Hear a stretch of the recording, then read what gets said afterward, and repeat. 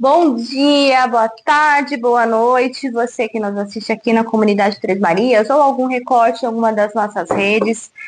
Gente, esse assunto para mim é muito especial. Nós estamos trazendo aqui um novo módulo, Civilizações Perdidas, a história da Terra e o porquê isso é importante ser estudado nos dias de hoje. Qual é a aplicabilidade disso, hein?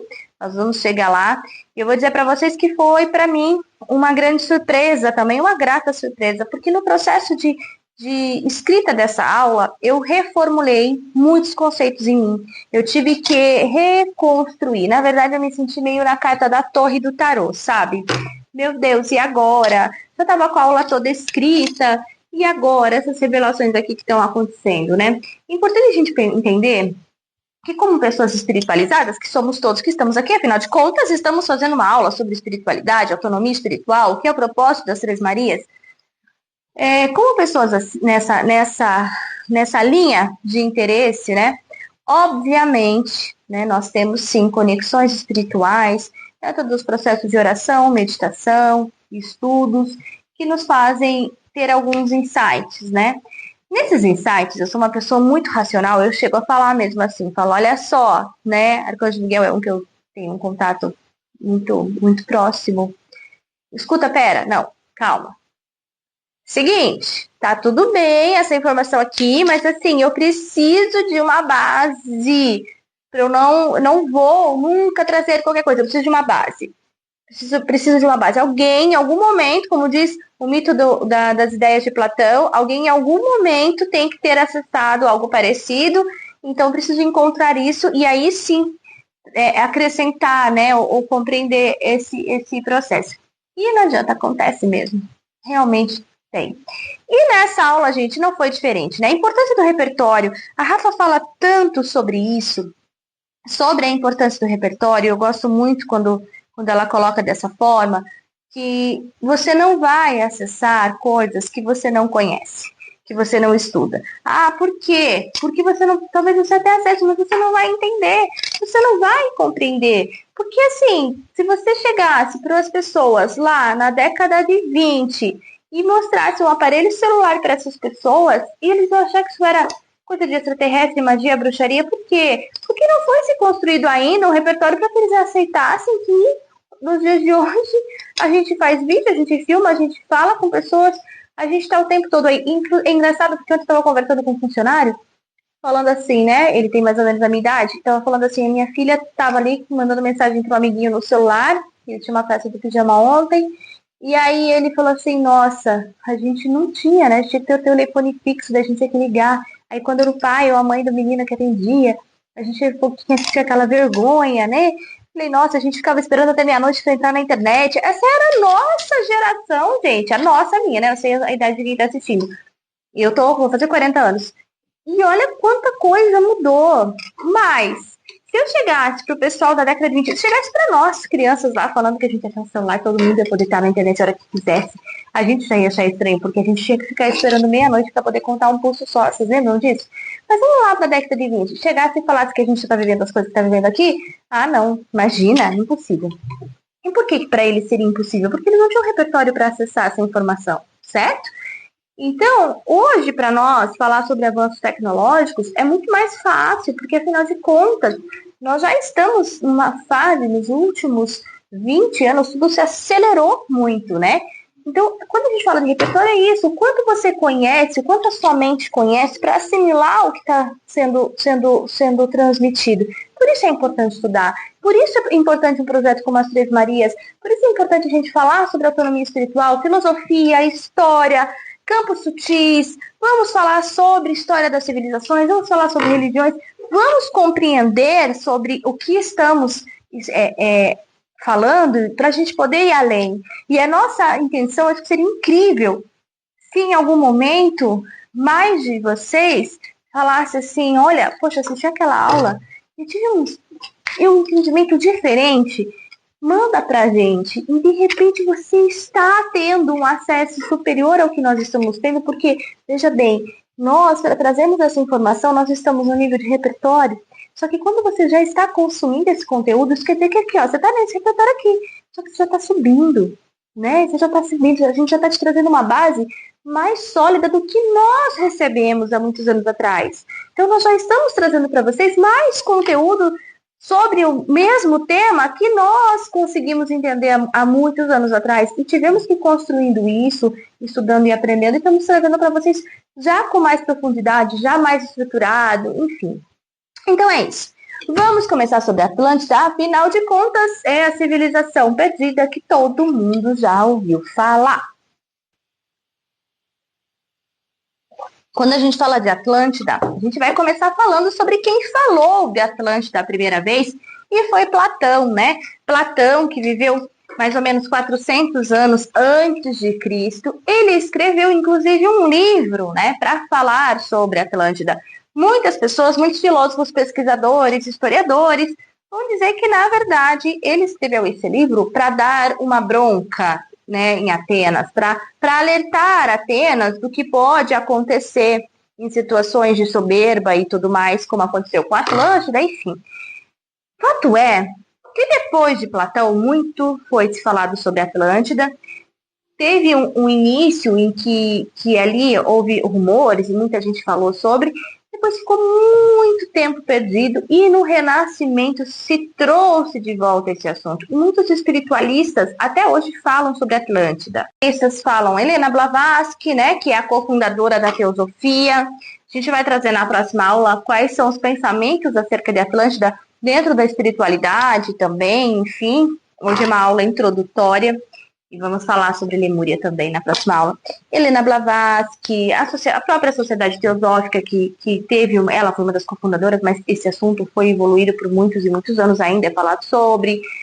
Aqui no Brasil, uma pessoa que fala muito sobre Laércio Fonseca, né, que é um professor, fui aluna dele uns anos atrás. Discordo de grande parte do que o Laércio fala, mas tem muita coisa boa a se aproveitar também. O fato de eu discordar não quer dizer que o assunto dele não seja bom, né? Isso é maravilhoso. Sabe que eu acho que vai ser muito legal quando em algum momento eu falei sobre isso ali, né? Vocês possam chegar e falar, olha, eu discordo de tal coisa. E a gente vai olhar e talvez você só esteja acessando um padrão um pouco acima do que a gente acessou, e talvez isso vai ser incrível quando a gente puder estudar juntos dessa forma. Isso é autonomia espiritual, tá? Fecha parênteses. Então, veja, o Dr. Laércio me deu base e eu hoje consigo discordar dele com propriedade, inclusive. Não dizendo que é certo ou errado, mas compreendendo de uma outra forma. O que mais? O Espiritismo, né? Fala muito sobre Atlântida, tem muita coisa. Vai falar sobre Lemúria também. Enfim, eu tenho um carinho muito grande por Lemúria e depois a gente vai chegar nisso. Mas Platão escreveu esse livro, foi o primeiro, né? E ele relata tudo que nós temos hoje de imagens, tanto nos filmes, desenhos animados sobre a Atlântida. É muito do que Platão disse, do que Platão escreveu nesse livro. Ele vai relatar uma cidade, uma potência marítima, né, tomada por mares ali, uma potência marítima muito tecnológica, muito avançada, em que as pessoas habitantes dali eram extremamente inteligentes, né? Ele dizia que essa cidade ficava no Estreito de Gibraltar. Há entendimento atual, que eu concordo, que na verdade ela fique no deserto do Saara. Por quê? Platão discorre sobre a Atlântida dizendo que ela era formada assim por vários círculos dentro de círculos. E ali onde é hoje o deserto do Saara, existe uma região que realmente ela tem exatamente o mesmo número de círculos que Platão falou, com o diâmetro que Platão descreveu. Então, acredito eu que ali seja a região, de fato, onde a Atlântida existiu um dia. Faz muito sentido. Só essa relação do que Platão escreveu lá atrás, né, há 400 anos antes de Cristo, com o que nós vemos hoje no deserto do Saara, e assim, as proporções sendo as mesmas, as medidas sendo as mesmas, me faz acreditar, sim, que a Atlântida, de fato, existiu. A gente vai, por falar nisso, quando a gente fala, né, mas tem gente que diz que a Atlântida não existiu. Gente, quer ver? Eu até anotei aqui para não esquecer. Tem outras civilizações que se falavam que não existiram, que era lenda, e que hoje nós já sabemos que sim. Quer ver uma que todo mundo conhece? Troia. Troia foi por muito tempo dito que era lenda, que não tinha existido, e depois foi ser comprovado, obviamente, que existiu. Quer ver, tem mais algumas civilizações, eu tinha anotado para eu não esquecer, mas eu já esqueci, né, para variar. Tá aqui. Machu Picchu, óbvio, também se dizia que era uma lenda. O que mais? Acho que não, enfim, era essa, mas tem outras, tá? Tem o Camboja, que também foi dito isso. Troia, por exemplo, né, ela foi relatada primeiro no livro de Homero, Ilíada e Odisseia. Eu fui obrigada a ler esse livro na escola, e na época achei chato pra caramba, depois fui ler e achei maravilhoso, né? Tá vendo como tudo é repertório? Enfim, em que se dizia lendas e depois foi se provado que de fato foram civilizações que existiram. Para mim, é o mesmo caso de Atlântida, de Lemúria. Atlântida, nós já temos essa base ao comparar a descrição de Platão com o deserto do Saara, então provavelmente foi ali a região onde ela existiu. Bom, é importante a gente saber que o que aconteceu com a Atlântida é que assim que ela decaiu de forma absurda, porque se diz que já tinha uma decadência moral ali, né? Tem gente que fala que não, que a decadência foi por influência e tal. Eu vou entrar nisso aí, vou trazer isso para vocês. E que também pelo uso de magia negra excessivo, assim, eles realmente estavam adorando demônios e trabalhando com magia negra. E nisso tudo, como realmente eles fizeram isso de forma excessiva, a ponto de deixar denso a atmosfera onde eles viveram, ela então foi destruída pela própria natureza. Raios, trovões, dilúvios, terremotos e tudo mais. Bom, dentro dessa situação, né, que a gente coloca que, mas Atlântida não era tão lindo. Quer ver o que Platão fala de Atlântida? Platão fala, cafezinho, gente, peraí. Que Atlântida era exatamente o que você assiste nos desenhos. Uma cidade com águas muito cristalinas, uma cidade em que tinham ruas de cristais, uma cidade com flores coloridas, né? Interessante, porque é muito parecido com um conceito que a gente tem muitas vezes de céu, né? E olha só, e era um lugar que estava sendo destruído pela própria reação espiritual das pessoas que estavam ali, dos habitantes que estavam ali, que praticavam magia negra, isso foi ficando denso e foi destruído. Vamos entrar daqui a pouquinho nessa história, porque é muito interessante quando a gente olha. Perdão. Então, veja, né? Esses são os motivos pelos quais a Atlântida foi destruída.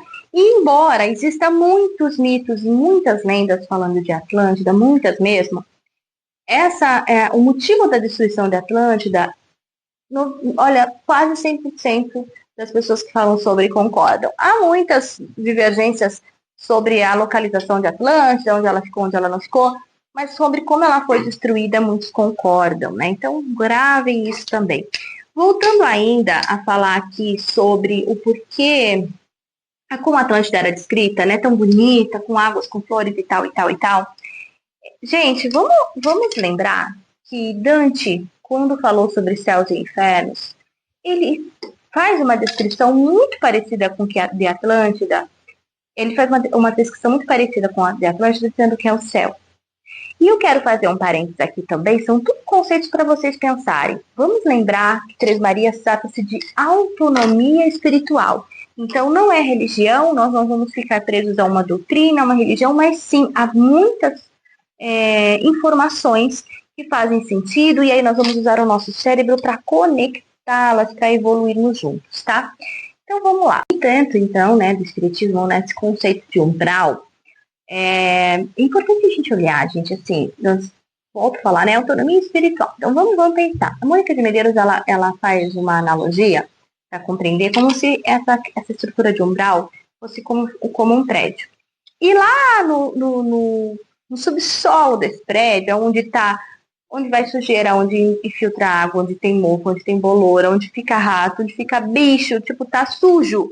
Lá seria umbral grosso, né? Que seria o que Dante chamou de inferno, por exemplo, tá? Aí teria o umbral médio, que a Igreja Católica e Dante também chamou de purgatório, que é quando, assim, você tá lá, mas você, no umbral grosso, voltando, onde estão os demônios?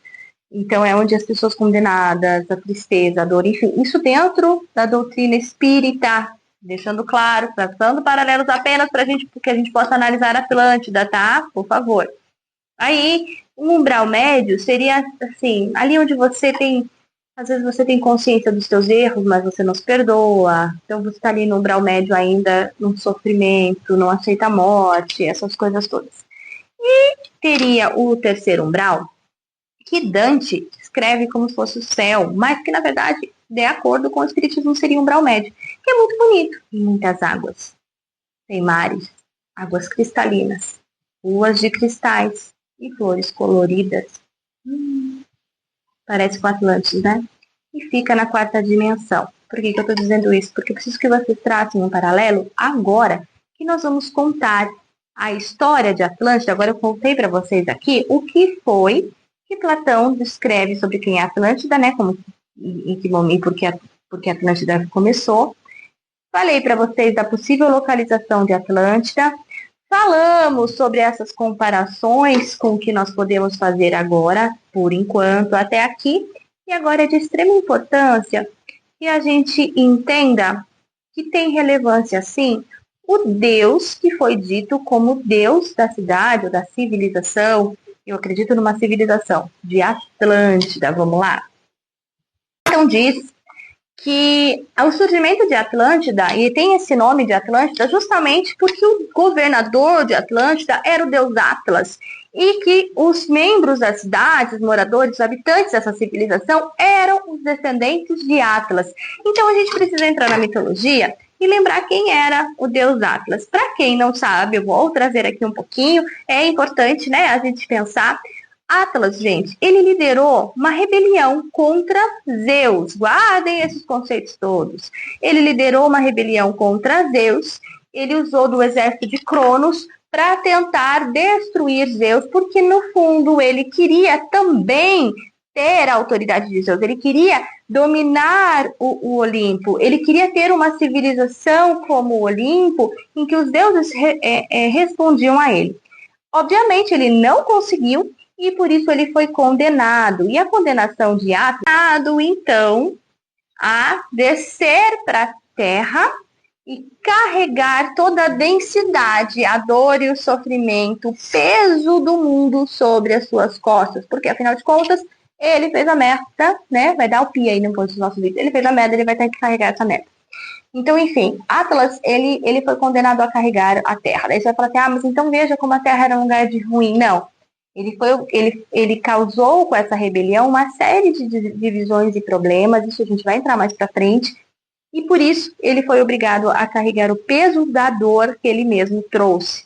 Em vez dele aprender, ele não aprendeu, né? Tanto não aprendeu que continuou trazendo densidade para Atlântida. Ele fundou a Atlântida para ter para si uma civilização que fosse tão dele quanto o Olimpo era de Zeus. Olha que interessante. Diz também que os Atlantes, os moradores de Atlântida inicialmente, eram outros deuses que seguiram Atlas nessa rebelião, né? Que faziam inclusive parte do exército de Cronos, dominando e querendo coordenar o tempo e as coisas, a maneira como as coisas deveriam acontecer. Grava isso também, porque vai ser importante. Vamos relembrar lá o começo da aula, que o que aconteceu mesmo? A Atlântida foi destruída pela força da natureza, porque chegaram a um ponto tão absurdo de densidade, de práticas de magia negra, de promiscuidade, que não tinha mais como ser aceito que eles continuassem, né, nessa dimensão. Então, veja bem, isso tudo que eu tô falando para vocês, gente, é mitologia, é lenda, mas vai ter muita coisa aí que nas próximas aulas a gente vai esclarecer. Hoje é uma aula para deixar todo mundo com a pulga atrás da orelha, como se fala, né? Tipo aquela coisa para se pensar. Porque, afinal de contas, volto a dizer, autonomia espiritual, emocional, mental, esse é o propósito das Três Marias. Então, nessa aula, propositalmente, nós estamos trazendo conceitos para fazer com que você reflita e pense. Eu queria ser de Atlântida. Uou, aquele lugar lindo e maravilhoso. Será? Eu confesso para vocês que eu sempre tive um pé atrás com Atlântida e não sabia por quê. Não tinha ido a fundo nesses conhecimentos e tampouco tinha, na época, conhecimento, como é que a gente fala que a Rafinha fala? Repertório para traçar esses paralelos que eu estou tentando trazer para vocês aqui. Então, eu não tinha repertório para isso, só tinha algo que me incomodava. Aquele lugar tão bonito, aquele lugar que parece o céu, mas foi destruído por quê, né? É um lugar tão bonito, por que foi destruído, gente, né? Por que será? Então, assim, eu tô vendo que eu não estou perdendo, deixando de falar nada importante aqui. Por enquanto, não, estamos dentro da ordem. Então, assim, isso me incomodava bastante. Nesse processo de formar essas aulas, falei, bom, vou falar de Atlântida, né? Enfim, tem tanta gente que ama Atlântida, e eu não conseguia ter uma lógica do porquê eu não gostava de Atlântida, e todo mundo tendo lembranças, muita gente espiritualista tendo lembranças com Atlântida, porque Atlântida isso, porque Atlântida aquilo, enfim. Eu quero deixar claro para vocês todos esses conceitos. O que Dante falou do céu e que, na verdade, possivelmente seja o terceiro umbral. O que nós acabamos de entender sobre o Deus de Atlântida, o que ele realmente queria. A descrição que Platão faz de Atlântida como um lugar tão bonito e tão parecido com tudo isso. Quero que vocês pensem também sobre o conceito de ilusão e holograma, o conceito de querer fazer algo igual, muito parecido. Perceba que as pessoas, isso a gente pode trazer aqui para a questão da nossa realidade humana. Gente, a pior coisa que você pode ter perto de você é uma pessoa invejosa. Porque o invejoso, ele é normalmente uma pessoa incapaz. Incapaz. E se você quiser ajudá-lo a ser capaz, ele não quer. Porque ele chega perto de você que é capaz, ele percebe que a sombra dele, da incapacidade, fica assim, ó. E para ele aprender com você, ele teria que admitir que ele não é capaz. E isso gera um sentimento de inveja, e a inveja ela é um sentimento muito destruidor. Muito destruidor, porque quando a pessoa percebe que ela é inferior, ela é capaz de coisas terríveis. Isso é fato, vocês sabem disso. Então, olha, mantenha os invejosos muito, muito longe.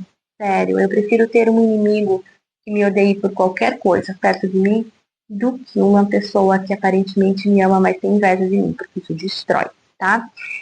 Então, prestem atenção que existia essa vontade de Atlas de construir um mundo tão bonito quanto o Olimpo. E Platão descreve esse mundo assim, e Dante descreve um lugar assim, só que ele chama de céu, mas aparentemente Dante não acessou os céus. Interessante, né? Bom, quem está falando sobre Atlas? Atlas é filho de Gaia e Urano. Ai, Gaia, a deusa Gaia, a mãe terra, a mãe, a mãe, a mãe.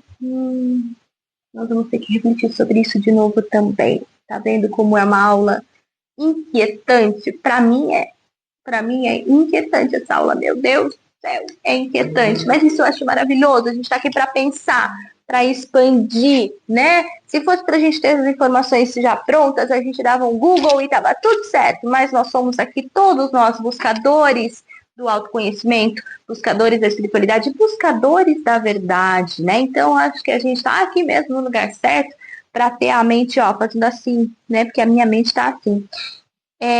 Então, nós vamos.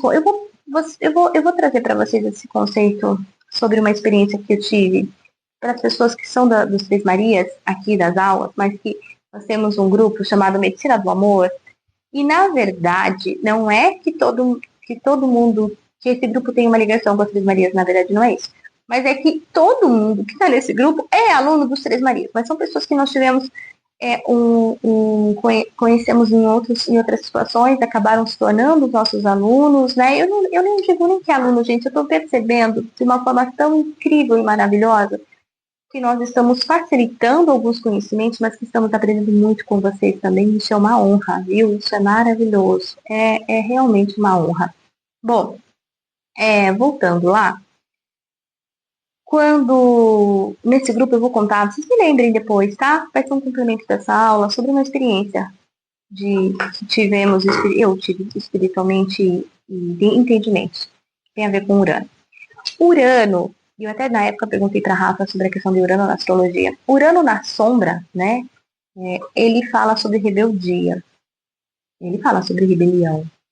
E na luz ele é maravilhoso, ele fala sobre independência e tal, mas na sombra ele fala sobre fanatismo, sobre rebeldia, sobre revolução. Tem muito isso de Urano, né? E diz então que Gaia e Urano se casaram. Só que Urano ele tinha muita raiva dos seus filhos, porque ele sabia que havia uma profecia que um dos seus filhos poderia destruí-lo. Muito interessante. Não acho que seja Atlas, não. Mas só para vocês ficarem. Eu nem acho que essas histórias dele necessariamente são as mesmas. Eu só estou dizendo para vocês que assim que a mitologia fala. Mas eu acho que tem. Isso aqui tá uma salada. Mas dentro dessa salada a gente vai separar tomates, alface, cebolas. O que mais que vai numa salada, gente? Os ovos. Nós vamos separar, porque tá tudo misturado. A gente vai ter que separar. Falar, isso é cebola, isso é cenoura, isso é alface, isso é tomate, isso é ovo. Não são a mesma coisa. Estão juntos aqui, mas não são a mesma coisa. Ovo é ovo, cenoura é cenoura, alface é alface, tá? Mas eu tô trazendo tudo isso para dar um nó na cabeça e depois a gente vai, ó, desmanchar. Então Urano tinha raiva dos seus filhos, então ele aprisionava os seus filhos no ventre da mãe deles, que Gaia, no ventre da Terra, numa terra ruim. Também não bate muito com o que a gente tem pensado, não é verdade? Mas é importante, os conceitos estão aí na nossa cara e a gente, é só um mito, é só uma mitologia. Urano é comparado para mim, gente, a Azazel. Quem é Azazel? Um demônio destruidor, um dos líderes da rebelião que está lá no livro de Enoque. Depois também vamos entrar nisso. Olha quanta coisa para a gente pensar, né? E olha, é interessante também, já que eu falei de Azazel, da rebelião e tudo mais, dentro do cristianismo, quero lembrar de uma outra coisa. Tudo isso vai ser assunto desse módulo. Esse módulo vai falar de civilizações, história da Terra, anjos caídos, vai ser longo. Provavelmente, acho que em algum momento vai acabar se cruzando com a Rafa aqui, porque esse, eu acho que esse módulo talvez vá levar até a base das Três Marias. Eu não foi o nosso ideal inicial, mas tem muita coisa aí acontecendo, então vamos lá, né? Vamos obedecendo também, porque como eu disse, somos buscadores da verdade, mas estamos muito conectados com a espiritualidade também. É isso que faz tudo fazer sentido. Existe uma outra lenda atrelada a Atlas, de que ele era o guardião das maçãs douradas, que seria a árvore do conhecimento. Interessante, guarda esse conceito também, tá bom? Vai ser importantíssimo depois. E Azazel também tem uma ligação aí, né? Com essa árvore. Vai ter muitos conceitos que eu quero que vocês guardem, gente, de verdade, assim. Diz então que a Atlântida foi destruída mais ou menos 12.000 anos atrás. Essa data vai ser importante mais para frente. E essa é uma aula muito mais para nos incomodar do que para trazer respostas, mas é sobre isso. Nós vamos pensar juntos, vocês vão ter umas 2 semanas. Duas semanas? 2 ou 3 semanas para pensarem sobre, para a gente continuar esse raciocínio. Podem pesquisar, podem ler coisas, tá? Sabe? Tem coisas que vocês vão encontrar e que talvez a gente vai conseguir somar juntos. Talvez a gente traga uma live sobre isso para que vocês possam perguntar também, né? Bom, diz também que a Atlântida foi uma civilização global que dominou o mundo por muito tempo.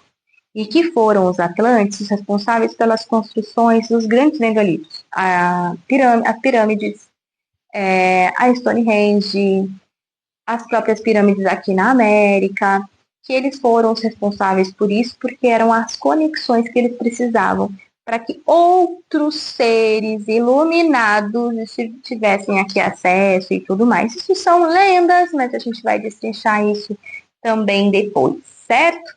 Bom, o que eu queria muito que a gente gravasse, já que eu falei de Azazel.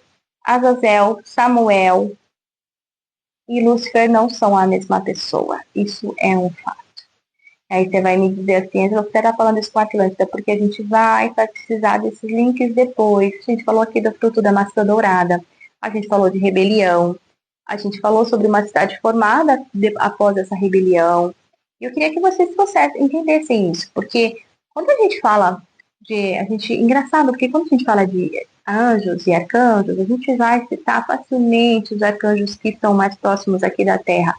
Nós vamos falar do Arcanjo Miguel, né, o amor das nossas vidas. Nós vamos falar do Arcanjo Rafael, nós vamos falar, que mais? Gabriel. Nós vamos ver muitos outros anjos. Podemos falar de Metatron. Será que eu falei certo agora o nome dele? Sim, vamos entrar na história de Metatron aqui, sim. Vai ser bem interessante. É importante, né? Não é à toa que se deixou ele escondido por muito tempo. Tudo isso vão ser também assuntos dos Três Marias. São coisas para vocês pensarem. Então, Azazel, Lúcifer, que seria, na verdade, Eliel e Samael, são demônios diferentes com propósitos parecidos, certo? Samael e Lilith criaram uma nova energia demoníaca que chamaram de Abaddon, que seria aquele, o Apocalipse fala, aquele que traria as pragas dos gafanhotos e que as pessoas iriam procurar a morte e não encontrar. Interessante, vamos deixar isso aí para pensar, tá?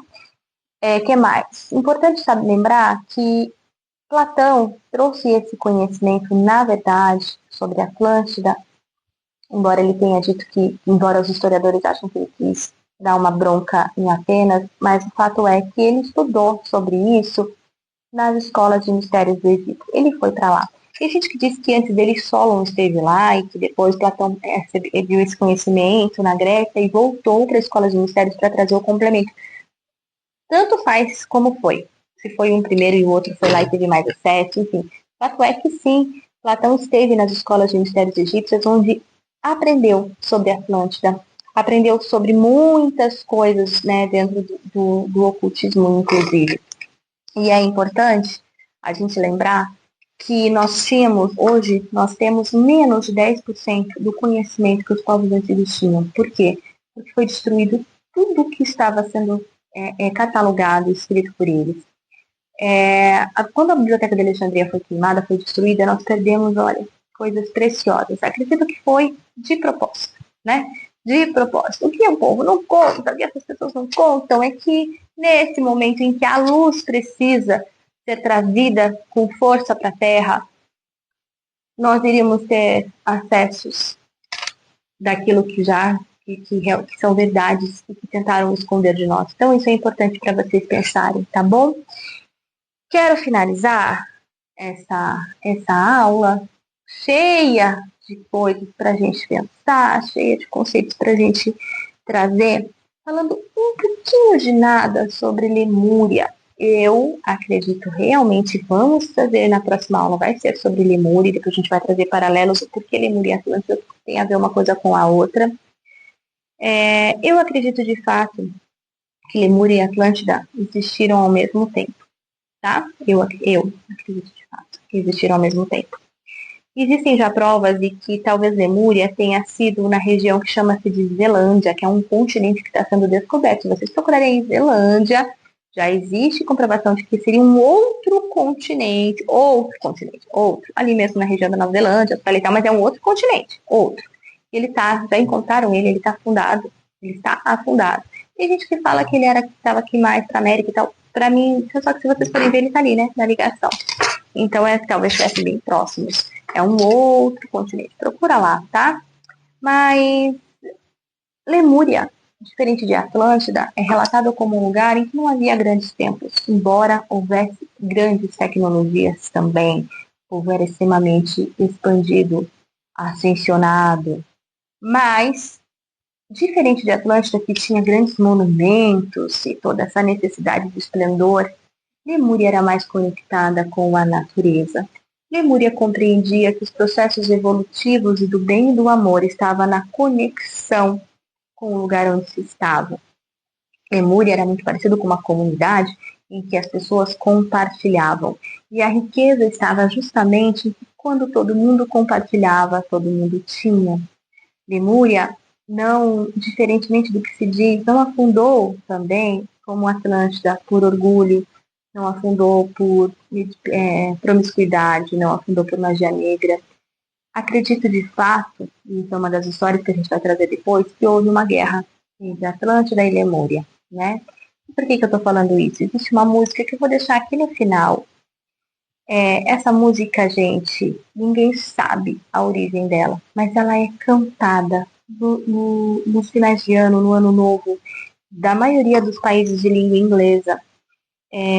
Long Syne, talvez vocês já tenham escutado, Auld Lang Syne. Essa música, ela foi escrita no inglês arcaico. Dizem que a origem dessa letra tenha sido na Escócia, na Escandinávia, naquela região ali, ó, que interessante, né? Supostamente, provavelmente na Escócia. E que essa música era uma música que veio primeiro de Lemúria, que sobreviveu, que possivelmente pode ter sido canalizada, ou ninguém sabe exatamente a origem dela. Eu vou deixar um videozinho aqui para vocês. E dizem que quando Lemúria estava afundando, estava sendo destruída, sacerdotes e sacerdotisas começaram a cantar essa música, que tem uma frequência extremamente elevada, para que os corpos daquelas pessoas, né, não guardassem a memória, o corpo etéreo não guardasse a memória daquele dor e daquele sofrimento, mas que aquilo tudo fosse transmutado. Acredita-se, inclusive, que havia uma grande luz violeta ao redor de Lemúria, enquanto os sacerdotes e sacerdotisas cantavam, para que a dor fosse transmutada, porque para que essas pessoas de Lemúria, que precisariam reencarnar logo para continuar a missão da transformação da Terra, tivessem menos danos possíveis, né? Então, eu vou pôr aqui para vocês, peço que vocês prestem atenção, imaginem essa cena e percebam que há muito mais nessas histórias do que a gente foi ensinado, do que está sendo permitido ser contado. Tudo isso está às claras, tá? Vocês vão contar na internet tudo que eu estou falando, só que desconectado, com uma roupagem de parecer tudo legal. A Atlântida é ovacionada, todo mundo quer ser de lá. Por quê? Porque a gente já acabou de ver, antes de eu colocar essa música, né, vou terminando aqui, porque é que todo mundo quer fazer parte disso. Porque as histórias bonitas são contadas sobre Atlântida, os desenhos, os filmes, a gente sente aquela emoção. Por que foi vendido isso para nós? É interessante, pensem sobre isso. Pensem sobre isso, pesquisem sobre hologramas, pesquisem sobre esse engano, pesquisem sobre Dante, pesquisem sobre umbral. A gente vai precisar dessas informações nas próximas aulas. Vocês podem ir adiantando esse processo de conhecimento aí na mente de vocês. Então, escutem essa música, vejam esse texto. A música vai estar em anexo também, né? Vocês devem ter ouvido ela aqui no fundinho da aula. Pelo menos eu vou tentar editar ela no fundinho da aula. Se não der certo, vocês vão ver o vídeo depois. E estamos aqui como buscadores da verdade. Então é tempo, né? De coisas que pareciam tão bonitas serem desvendadas e trazendo a verdade. Quero que vocês pensem o porquê é que isso tudo foi construído dessa forma. Por que a gente conseguiu gerar essa identificação com Atlantis como se fosse o melhor lugar do mundo, sendo que a própria história dela que está escancarada fala o oposto e o contrário. Então fiquem aqui com Auld Lang Syne, uma música de esperança, e consigam visualizar na mente de vocês que, de fato, sacerdotes e sacerdotisas cantavam essa música, enquanto uma grande chama violeta envolvia a Lemúria e os corpos das pessoas que estavam morrendo em Lemúria afogados. E eles cantavam essa música para que aquela dor e aquele sofrimento não acessasse, não ficasse preso no campo etérico daquelas pessoas, para que, já que todos ali, ou grande parte deles, tinha uma grande missão na Terra, quando eles reencarnassem, eles pudessem ter o menor dano possível na sua alma, no seu espírito, porque, afinal de contas, a medicina que cura todos os males é o amor. E aquelas pessoas estavam morrendo, amando. Os sacerdotes e as sacerdotisas estavam ali oferecendo o seu melhor, porque sabiam que estavam no cumprimento de uma missão. Até a próxima aula e uma excelente semana para vocês. Auld Lang Syne. Essa música geralmente é cantada nos países de língua inglesa na virada do Ano Novo. Talvez vocês já tenham ouvido em algum filme ou série. Ela também é chamada de A Música que Ninguém Conhece, porque poucos sabem a letra inteira, já que ela foi originalmente escrita em inglês arcaico, com uma mistura de escocês antigo. Ela é bem confusa, embora todos conheçam sua melodia.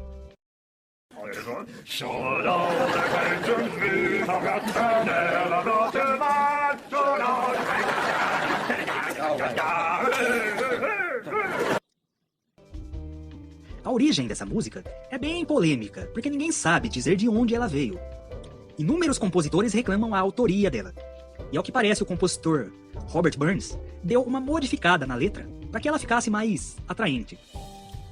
Supostamente essa música surgiu na Escócia, mas existem várias lendas a respeito dela em países que não têm relação nenhuma com a Escócia. E uma dessas lendas sobre a origem diz que ela vem do antigo continente de Lemúria e que de alguma forma sobreviveu até os nossos tempos. A tradução dela fala mais ou menos sobre os bons e velhos tempos, com várias passagens falando sobre momentos felizes.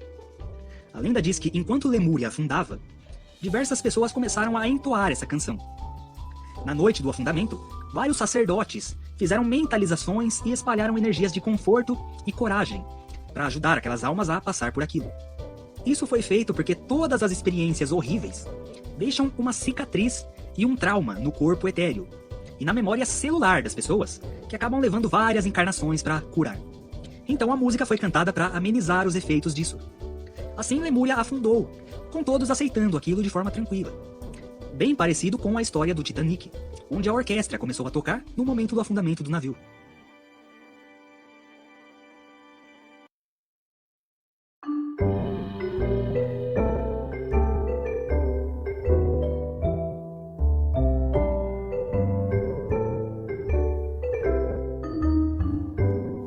Should old acquaintance be forgot and never brought to mind? Should old acquaintance be forgot and all lang syne?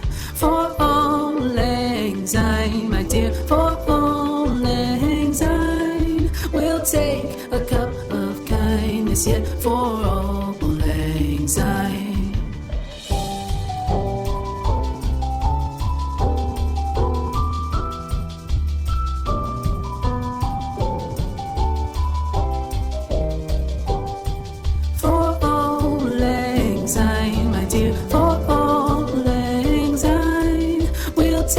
A cup of kindness yet for all lang syne.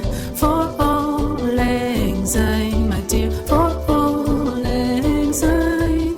We'll take a cup of kindness yet for all